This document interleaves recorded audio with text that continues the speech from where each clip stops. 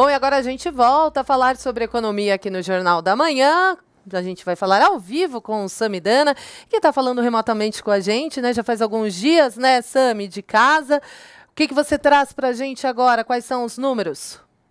Olha só, Carolina, acabou de sair, não faz nem 5 minutos, a PNAD contínuo, que é um dado do IBGE sobre desemprego. A PNAD contínuo, que saiu agora, já computa fevereiro. Então, a gente ainda não estava no Brasil sofrendo com o coronavírus de forma tão intensa, mas no mundo já tinha uma redução. Então, vamos ver o que aconteceu em fevereiro.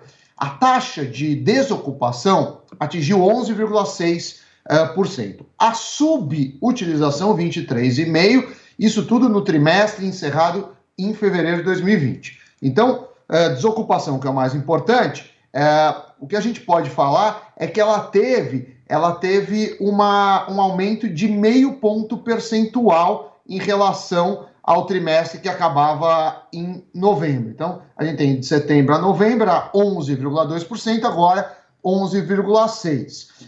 Uma coisa que chama atenção são quando a gente vê os dados absolutos. A população desocupada é de 12,3 milhões de pessoas e aumentou 4%. Isso significa 479 mil pessoas a mais em relação ao trimestre imóvel anterior. E se a gente comparar com o ano anterior, que a gente tem que olhar tanto o trimestre anterior como o ano anterior, ela teve uma melhora. No ano anterior você tem 711 mil a mais, ou seja, diminuiu quando a gente olha isso. A população ocupada no Brasil são de 93,7 milhões e mostrou uma redução de 0,7 em relação ao trimestre anterior.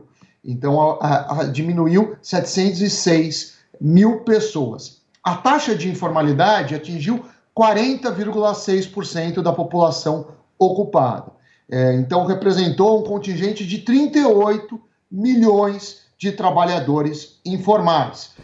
No trimestre anterior, tinha sido maior, tinha sido 41,1%. A gente também, o IBGE também estima a população fora da força de trabalho e chegou ao seu maior nível da série histórica, que começou em 2012. Atualmente, a gente tem 65,9 milhões de pessoas fora da força de trabalho.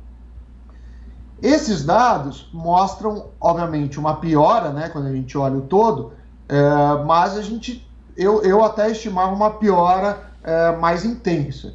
Então, eu acho que estava dentro do esperado. Claro que na próxima PNAD, quando tiver já os dados de março, aí sim vai ter um retrato um pouco mais preocupante. Então, esses são os dados que saíram agora mesmo. A gente também tem os dados das bolsas no mundo. Então, lembrando que no Brasil você ainda não abriu o mercado, abre às 10, mas a gente já consegue ver algumas coisas, como, por exemplo, as ações brasileiras negociadas lá fora. Elas têm uma leve alta de 0,12%. O dólar já está aberto, né, que é o mercado internacional, ele opera em queda. O dólar está acabou de mudar, R$ 5,20, virou para alta, 0,13%.